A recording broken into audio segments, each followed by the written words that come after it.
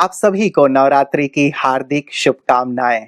मित्रों, पूरे देश में नवरात्रि माँ दुर्गा के बड़े बड़े पंडाल लगे हुए हैं और चारों ओर भक्ति का सुंदर माहौल है। विशेष करके पश्चिम बंगाल में, पहले बंगाल में बहुत ज्यादा पूजा आराधना माँ दुर्गा की हुआ करती थी और अब तो पूरे देश में ही नहीं बल्कि विदेशों में भी जहाँ कहीं भी भारतीय हैं वहां पे शक्तियों की पूजा आराधना और साथ ही साथ वंदना करते हैं, ताकि माँ दुर्गा से हमें शक्ति की प्राप्ति हो, बल की प्राप्ति हो, बुद्धि की प्राप्ति हो और जीवन हम सुकून से जिएं। ये वास्तव में भक्तिमय माहौल हमें बहुत आनंद प्रदान करता है। न केवल देश के प्रधानमंत्री बल्कि बहुत सारे लोगों ने व्रत और उपवास भी रखे हुए हैं, ताकि अपना, परिवार का और देश का विकास हो, शांति और सद्भावना का माहौल हो। यही सुंदर माहौल हमें भक्ति प्रदान करता है। लेकिन इस आध्यात्मिक जो पर्व है, इसके पीछे बहुत सारे भाव छुपे हुए हैं। यदि हम उन्हें यथार्थ रूप से समझें, जानें, तो शायद नवरात्रि को मनाना हमारे लिए और भी ज्यादा फलदायक होगा। तो इस नवरात्रि का क्या आध्यात्मिक भाव है, कैसे हम इसे मनाएं, कैसे इसे और ज्यादा फलदायक बनाएं, इसी के बारे में आज की इस चर्चा को हम केंद्रित रखेंगे। आइए भ्राता जी का पहले अभिनंदन करते हैं। Thank you. और हमारे सभी दर्शकों को भी बहुत बहुत शुभकामनाएं। और हम तो समझते हैं कि ये पर्व, ये त्योहार केवल पर्व न रह जाएं, लेकिन जीवन को बदलने वाले बन जाएं। जैसे वो शिव शक्तियां हैं जिनकी हम पूजा कर रहे हैं, हम भी शिव शक्ति बन जाएं, क्योंकि वो भी शिव की संतान और हम भी शिव की संतान। दादा जी, विशेष करके इसे नवरात्र हम कहते हैं और इस नवरात्र में विशेष करके शक्तियों की ही आराधना होती है। तो ये नवरात्र का क्या भाव है, क्या महत्व है, विशेष नवरात्र ही क्यों कहा जाता है इसे? भगवान जब इस धरा पर आते हैं, शिव जिनका नाम है कल्याणकारी होने के नाते, तो वो सत्य ज्ञान देते हैं, राजयोग सिखाते हैं, अपनी शक्तियां देते हैं, वरदान देते हैं और बहुत सारी आत्माएं उसको अपने जीवन में धारण कर माया राक्षसों को पराजित कर देती हैं, माया पर विजयी हो जाती हैं। उनमें से अष्टरत्न बहुत प्रसिद्ध हैं। अष्टरत्नों की माला भी है, यानी 8 मनुष्य आत्माओं ने माया को संपूर्ण रूप से नष्ट कर दिया। वो हुए सबसे महान, वो हुई शिव शक्तियां, यानी जिनके पास शिव की शक्तियां थी, उन्होंने माया को पूरी तरह नष्ट कर दिया। तो एक उन्हें बनाने वाला और 8 वो, उनकी यादगार में नवरात्रि मनाई जाती है। भ्राता जी, विशेष इन 9 दिनों में 9 देवियों की अलग अलग पूजा होती है।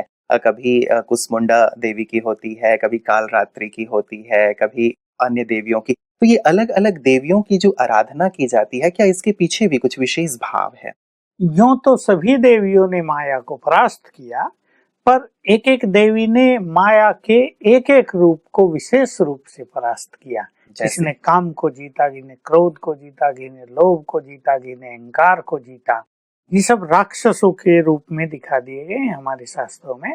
और एक एक देवी ने एक एक महानता को धारण किया, जिसके कारण वो देवियां उस रूप में पूजी जाती हैं। बिल्कुल, मतलब ये उनके विजय का प्रतीक है कि किस रूप से उन्होंने असुरों पर विजय प्राप्त किया है, उसी के आधार पे ये खास करके दिखाया जाता है। भ्राता जी, शास्त्रों में भी कई कहानियां प्रचलित हैं, उन कहानियों के पीछे भी जरूर कुछ ना कुछ भाव तो अवश्य होगा। ये दिखाया जाता है कि जो चातुर युग हैं, उनके अंत में विशेष करके सभी जो भी देवी देवता थे, उन्हें असुरों ने परास्त कर दिया और उन्हें अपने कब्जे में ले लिया। और उस समय भी कहा जाता है कि जो नारायण जी हैं वो मोह निद्रा में सोए हुए थे। तो खास करके ब्रह्मा के द्वारा एक आदि शक्ति का जन्म हुआ, जिन्होंने नारायण जी को जगाया और नारायण जी ने जाग करके विशेष करके देवताओं को बरी किया, मुक्त किया उन असुरों से। तो ये भी कहा जाता है। तो कई बार ये इस प्रकार के जो आख्यान सुनने में आते हैं, क्या इसके पीछे भी कुछ विशेष भाव हैं? देखिए, शास्त्रों में, पुराणों में जो भी आख्यान हैं, इनके पीछे बहुत बड़े रहस्य छुपे हुए हैं जी। लेकिन शास्त्र पढ़ने वालों को या आम विद्वानों को उन रहस्यों का पता नहीं चल पाया। उन्होंने सोचा कभी कोई राक्षस रहे होंगे, नारायण जी मोह निद्रा में सो गए होंगे, फिर ब्रह्मा जी ने किया होगा शिव शक्ति को उत्पन्न और उन्होंने नारायण को जगाया होगा, देवताओं को मुक्त किया होगा। तो वास्तव में एक सीधा सा ज्ञान परमात्मा ने आकर सबको दिया। मैं वो अपने दर्शकों के सामने रखता हूँ तो सारी बात बिल्कुल क्लियर हो जाएगी। सतयुग और त्रेता युग में हम सभी मनुष्य देवता थे। सभी तो मैं नहीं कहूंगा क्योंकि अब तो संख्या करोड़ों है। उस समय देवताओं की संख्या थी 9 लाख। सतयुग में शुरू में नारायण थे विश्व महाराजन, यानी देवताओं के हेड। देवताएं जन्म लिया। हर चीज में एक गिरावट होती है, हर चीज का एक क्षय होता है, पतन होता है। तो त्रेता के अंत तक आते आते ये देवता विस्मृति की नींद में सो गए। स्वयं नारायण पहले विश्व महाराजन थे, फिर दूसरे नारायण, फिर तीसरे, इस तरह 8 नारायण बने। ये सब भी विस्मृति की नींद में सो गए। ये नींद है, मोह की नींद इसे कह लें, विस्मृति की नींद है ये। द्वापर आया, ये सब मनुष्य बन गए, इनमें मानवता रही, बहुत श्रेष्ठ जीवन रहे। कलयुग आया, कलयुग का घोर प्रभाव होता गया और कलयुग के अंत में काम, क्रोध, लोभ, मोह, अहंकार का संपूर्ण प्रभुत्व हो गया। जो देवता थे वो सतयुग त्रेता पार करके मनुष्य बने। द्वापर कलयुग पार करते हुए सभी मनोविकारों के वश हो गए। अब सृष्टि चक्र तो चलना था। अब इनको ही असुर कहा गया, मनोविकारों को। ये जो असुरों को 2 सींग दिखाते हैं या असुरों का भयंकर रूप दिखाते हैं, ये क्रोध, अहंकार, काम वासना, इन सब के प्रतिरूप हैं। राक्षस और कोई नहीं होते। जिनमें ये मनोविकार आ गए तो ये मनोविकारों को राक्षसों के रूप में दिखा दिया गया। जी। अब कलयुग के अंत में सब राक्षसों के अधीन हो गए। कैसे देवताओं को पुनः स्मृति दिलाई जाए कि तुम इतने महान हो, तुम देवता थे, तुम्हारे अंदर देवत्व है, इन मनोविकारों को निकाल दो। तो परमात्मा शिव फिर से इस धरा पर आते हैं, उसी के तन में प्रवेश करते हैं जो कभी नारायण थे, उसे जगा देते हैं पहले कि तुम जगो, और उसको नाम देते हैं प्रजापिता ब्रह्मा। तो उनके द्वारा निराकार शिव सत्य ज्ञान देते हैं। उनके पास आती हैं बहुत सारी कन्याएं, माताएं ज्ञान लेने के लिए, और उनमें से कुछ शिव शक्ति बन जाती हैं। शिव की शक्ति को पाकर वो बहुत बलशाली बन जाती हैं और इन मनोविकारों पर विजय पाने लगती हैं, और वही फिर देवताओं को जगाने लगती हैं। जागो हे देवात्माओं, तुम जन्म लेते लेते मनुष्य बन गए, शूद्र बन गए, तामसिक वृत्ति तुम्हारे अंदर आ गई, और तुम तो देवता थे। अपने अंदर छुपे हुए देवत्व को पहचानो। और फिर उनका योग जुड़ जाता है शिव से, वो शिव से शक्ति ले लेते हैं, और सभी देवता शिव की शक्तियों को पाकर, शिव से वरदान पाकर इन सभी मनोविकारों को जीत लेते हैं, यानी इन राक्षसों को परास्त कर देते हैं। देवता मुक्त हो जाते हैं। नारायण जी फिर नारायण पद पा लेते हैं, नारायण जी फिर गद्दी पर बैठते हैं और प्रारंभ हो जाता है सतयुग। तो ये जो सब सृष्टि चक्र में सत्य घटनाएं घटी हैं, अभी उसको इस तरह लिख दिया गया। और ये भी लिखने का अंतर क्यों हुआ, क्योंकि जब परमात्मा आए और उन्होंने ब्रह्मा के मुख के द्वारा ज्ञान दिया और ब्रह्मा की पुत्रियां पैदा हुई, यानी भारत की नारी ब्रह्मा की मुख संतान बनी, वो शिव शक्तियां बनी, उसके बाद हो गया महाविनाश। कलयुग समाप्त हुआ, सतयुग प्रारंभ हुआ। अभी विनाश इतना भयानक होता है कि उसमें सभी के देह नष्ट हो जाते हैं और सभी आत्माएं पहुंच गई मुक्ति धाम। सतयुग में कुछ आई, सारा का सारा ज्ञान जो कुछ यहाँ हुआ और लोप हो गया। सतयुग बीता, त्रेता बीता, 2 युग बीत गए। द्वापर युग में ऋषियों को फिर से वो अंत प्रेरणा हुई कि ऐसा ऐसा कुछ हुआ था कभी। तो उन्होंने उस अंत प्रेरणा, जिसे इंग्लिश में इंट्यूशंस कहते हैं, उसको प्राप्त करके शास्त्रों की रचना की। ये बात द्वापर के बाद सब खेल शुरू हुआ। तो उन्होंने, जैसे आजकल भी बहुत साहित्यकार या नाटककार या फिल्मकार कई चीजें बनाते हैं, सांकेतिक चीजें होती हैं, सिंबॉलिक होती हैं, तो 5 विकारों को राक्षसों का रूप दे दिया गया। किसी ने कहा वो राक्षसों की जेल में चले गए, किसी ने कहा वो रावण के बंदी बन गए, राक्षसों के बंदी बन गए। पर सच्ची कहानी सतयुग त्रेता द्वापर कलयुग की ये है। बिल्कुल, मतलब एक सांकेतिक रूप में कई बातें कही गई हैं जिसे शायद समझने की आवश्यकता है कि इस प्रकार से कोई मधु या कैटब नाम के कोई दैत्य नहीं थे और कोई 2 दैत्य ही मिलके सारे देवताओं को अपना बंदी बना लें, कई बार ये बात भी समझ में नहीं आती थी। और ये बात भी समझ में नहीं आती थी कि कैसे नारायण जी मोह निद्रा हाँ, में ग्रस्त इनका हो। एक बहुत अच्छा रहस्य है जी। मधु। हुँ। देखिए, काम, लोभ और मोह जी। ये बड़े मीठे जहर हैं। क्रोध और अहंकार जो बड़े भयानक हैं, हुँ। जिनका रुद्र रूप मनुष्य में आ जाता है जब उसे क्रोध आता है, और जी। जब मनुष्य अहंकारी होता है, तो ये पांचों विकारों को 2 असुरों के रूप में प्रदर्शित कर दिया गया हाँ। कि इन्होंने आक्रमण करके सभी देवताओं को बंदी कर लिया, अर्थात सभी देवता इन पांचों विकारों के अधीन हो गए। बिल्कुल। लता जी, ऐसे ही आख्यान आते हैं, शायद इसी से जुड़ा हुआ हाव-भाव होगा, लेकिन बहुत ज़्यादा प्रचलित हैं, जो पश्चिम बंगाल में भी खास जो मूर्तियां बनाई जाती हैं या भारत में भी जहाँ कहीं दुर्गा जी की मूर्तियां बनती हैं, महिषासुर जो था उसे मारते हुए दुर्गा जी को दिखाया जाता है। और ये जो त्रिदेव हैं, ब्रह्मा जी, विष्णु जी और शंकर जी, इन तीनों की शक्ति से आदि शक्ति पैदा हुई और उसे उन्होंने तीसरा नेत्र प्रदान किया, अष्टभुजाएं प्रदान की, अस्त्र शस्त्रों से सजाया और फिर जाकर के इस आदि शक्ति ने महिषासुर का वध किया। उसके यादगार में शायद ये मनाया जाता है। तो क्या यहाँ भी यही सेम भाव है? बिल्कुल वही बात है कि राक्षस जो ये पांचों विकार हैं, हाँ। इन्होंने इस सब पर अपना अधिकार कर लिया, जी। और ब्रह्मा विष्णु शंकर जो कि शिव इन तीनों का पिता है, और शिव ने ही सबसे पहले ब्रह्मा को रचा और उनको लक्ष्य दिया, तुम्हें विष्णु जैसा बनना है जी। और तुम्हें शंकर जैसी तपस्या करनी है, तो तीनों वास्तव में एक में ही समा गए। तो हम कहेंगे कि ब्रह्मा की पुत्री ये बनी आदि शक्तियां, और शिव से इन्होंने शक्ति प्राप्त करके इन राक्षसों का संहार किया। बिल्कुल। तो भ्राता जी, इनके पीछे और कुछ क्या आध्यात्मिक भाव ऐसा हो सकता है? जैसे इनके नाम बहुत सारे हैं, जैसे महिषासुर की बात मैंने आपको कही, वैसे दुर्गा सप्तशती में बहुत सारी और कहानियां हैं, जिनमें से एक विशेष बात और आती है कि जो सूर्य के वंश वाले थे, कुंभ और निशुंभ इस नाम से जो दैत्य थे, उनके भी कई सेनापति थे जो रक्त बिंदु के नाम से थे, चंड मुंड थे, और इन सबको भी ऐसे ही आदि शक्ति ने नष्ट किया, काली का रूप धारण करके। तो क्या इतने सारे जो असुर हैं, इनके नामों के पीछे कहीं ना कहीं कोई विकार या विकृति या बुराई का ही ये प्रतीक है? तो अवश्य, मान लो कोई ऋषि बंगाल का था, अब वहाँ की जो भाषा है उसका प्रभाव उसकी लेखनी पर आया। कोई गुजरात का था, वहाँ जो शब्द प्रचलित थे उनका प्रभाव उसकी लेखनी पर आया।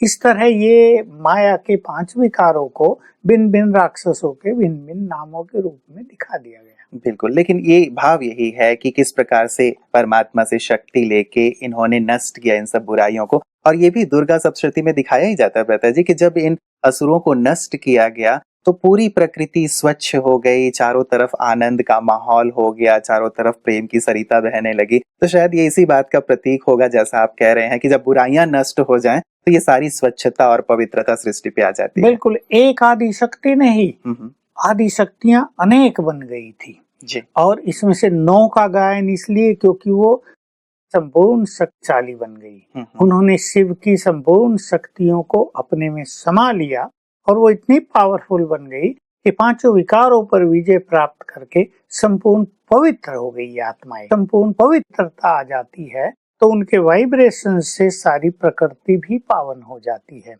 चारों ओर एक बहुत सुंदर प्राकृतिक सौंदर्य स्थापित हो जाता है।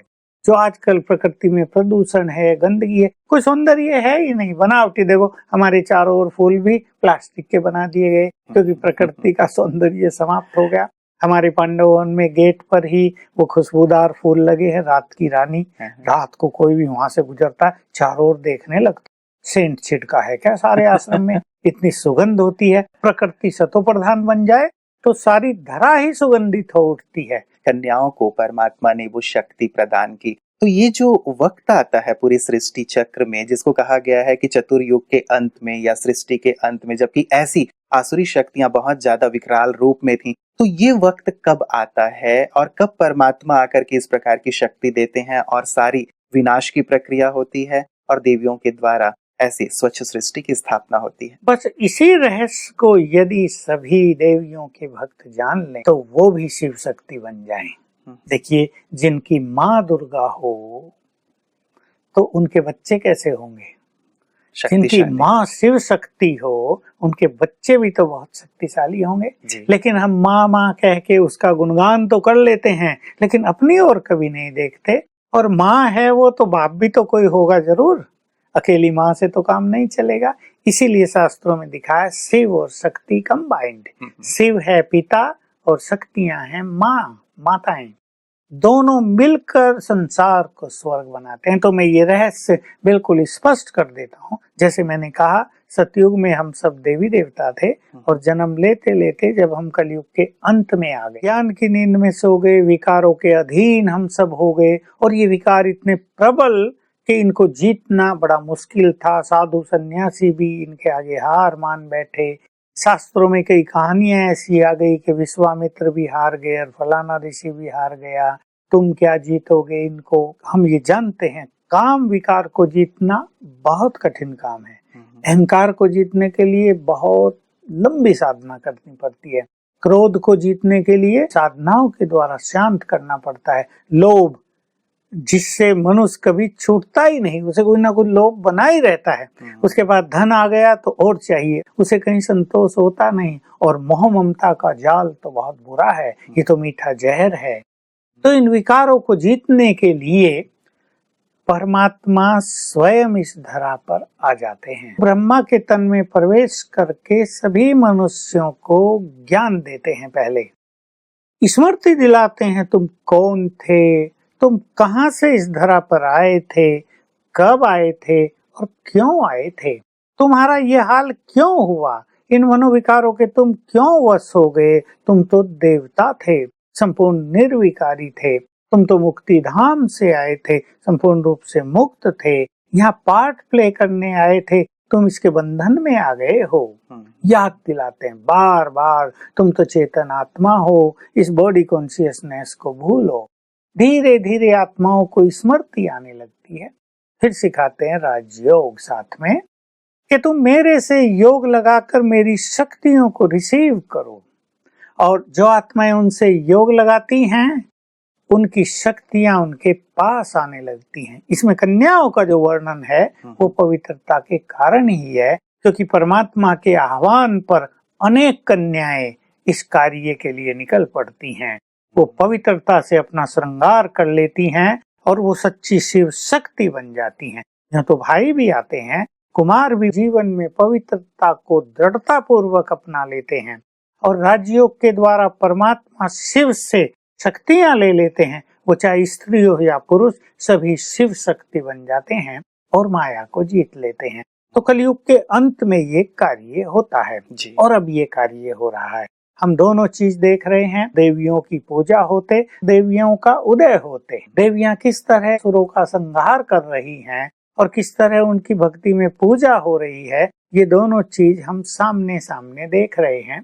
तो ये बहुत सुंदर समय इस सृष्टि पर चल रहा है, क्योंकि जिनकी भी पूजा पाठ होती है, साधना अर्चना आराधना कीर्तन भजन, उनका गुणगान, तो जरूर उन्होंने किसी समय पर ऐसा सुंदर कार्य किया है। बिल्कुल। उसमें दिखाते और हैं। इसीलिए शायद हाँ, कन्याओं की पूजा व्रता जी इन 9 दिनों में विशेष करके की जाती है, जिसकी आप भोजन बात कर खिलाते रहे हैं हैं। जी, उन्हें, जी। दान दक्षिणा देते उनकी हैं, बकायदा दुर्गा की हाँ, तरह पूजा ही की क्योंकि जाती वो पवित्र हैं और महत्व पवित्रता का ही है। सचमुच तो यह है कि भारत की कल्चर पवित्रता पर थी। बुद्धिमान लोगों को भी इन राक्षसों ने अपना बंदी बनाया हुआ ना। बड़े बड़े पढ़े लिखे डॉक्टर्स और मनोवैज्ञानिक जिन्होंने PhD की हुई है, डॉक्टरेट की डिग्री ली हुई है, कहते हैं ये काम विकार आदि तो बड़े नेचुरल हैं। यानी उनकी अधीनता स्वीकार कर ली पूरी तरह, अपने देवत्व को पूरी तरह भुला दिया है। तो पुनः इस धरा पर ये शिव शक्तियों का रोल चल रहा है। तो मैं अपने सभी दर्शकों से कहूंगा, पूजा पाठ तो बहुत कर ली, वो भी बहुत अच्छी चीज है। एक भक्तिमय वातावरण हमारे देश में हो जाता है, एक शांति का माहौल बनता है। लेकिन अब स्वयं शिव शक्ति बनकर ये जो माया राक्षस है, जिन्होंने हमें बंदी बनाया हुआ है, इनके बंधनों को तोड़ना है और इनको नष्ट करना है। हरेक माँ दुर्गा बन जाए, हरेक माता संतोषी माँ बन जाए। जो भी ये 9 देवियां हैं, ये सब माताएं थी, ये सब कन्याएं थी और सभी अपने देवत्व को पहचान कर अपने जीवन को पवित्र बनाएं तो सच्ची नवरात्रि हो जाएगी। बिल्कुल, मतलब वही शक्ति जो देवियों के पास है वो हमारे पास भी है और हमें अब शिव से जुड़ करके वही शक्ति रूप अपने अंदर भी धारण करना है। तो बड़ा अच्छा संदेश है व्रता जी कि केवल पूजा अर्चना ना की जाए लेकिन वही शक्ति हम भी बन जाएं। जो देवकुल की आत्माएं थी, जिनको गोरा कहा जाता था, जी। वो धीरे धीरे सांवरी हो गई, काली हो गई थोड़ी थोड़ी, यानी विकारों का मैल उन पर चढ़ गया। और फिर शिव इस धरा पर आए, उन्होंने ज्ञान अमृत छिड़का सब पे, ज्ञान दिया, उन्हें स्मृति दिलाई, जगाए और वो फिर काले से गोरे बन गए। बस इसी की यादगार में त्योहार मनाए जाते हैं। बिल्कुल, तो बहुत सुंदर रहेगा भ्राता जी, इस चर्चा को हम लोग आगे भी जारी रखेंगे क्योंकि बहुत सारी चीजें और भी जाननी है कि कैसे हम इस पर्व को और अच्छी तरह से मनाएं, कैसे अपने अंदर उन शक्तियों को धारण करें, क्योंकि जागरण भी होता है, दीप आदि भी जलाए जाते हैं, इन सब के पीछे भी बहुत सुंदर आध्यात्मिक भाव होंगे। इसे हम कल आपसे, क्योंकि कल नवमी है, आज अष्टमी है, सभी को आज दुर्गा माँ के दर्शन करने जाना होगा। तो आज के लिए यहीं तक मैं आपसे इजाजत लूंगा, कल पुनः आपसे इसी विषय पे चर्चा होगी। आपका बहुत बहुत शुक्रिया। मित्रों, आज अष्टमी है और जैसे मैंने कहा था कि पूरे देश में एक सुंदर भक्ति का माहौल है और बहुत सुंदर एक भाव लेकर के हम माँ के पास जाते हैं। और भ्राता जी ने स्पष्ट किया है कि केवल भक्ति न की जाए लेकिन वो शक्ति भी अपने अंदर ग्रहण की जाए। व्रत और उपवास भी हम रखते हैं देवी माँ के, तो व्रत भी हम बहुत अच्छी चीजों का रखें, अर्थात जो बुराइयां हैं अब उनसे हमें दूर होते चलना है, अच्छाइयों को जीवन में धारण करते चलना है, ये भी हमें अवश्य संकल्प लेना चाहिए। और माँ के बारे में जब माँ हम कहते हैं तो सचमुच हमारे जीवन में एक प्रेम का भाव, एक शक्ति का भाव, एक वात्सल्य का भाव भी पैदा होता है। तो जैसे हम शक्तियों के अर्थात अपनी माँ के, दुर्गा माँ के इतने समीप अनुभव करते हैं, न केवल नवरात्रि के अवसर पे लेकिन पूरे ही वर्ष यदि हम माँ की समीपता का अनुभव करें, उस शक्ति का अनुभव करें और यही भक्ति भाव हमारे अंदर बना रहे तो सचमुच जीवन कितना श्रेष्ठ और धन्य धन्य हो जाएगा।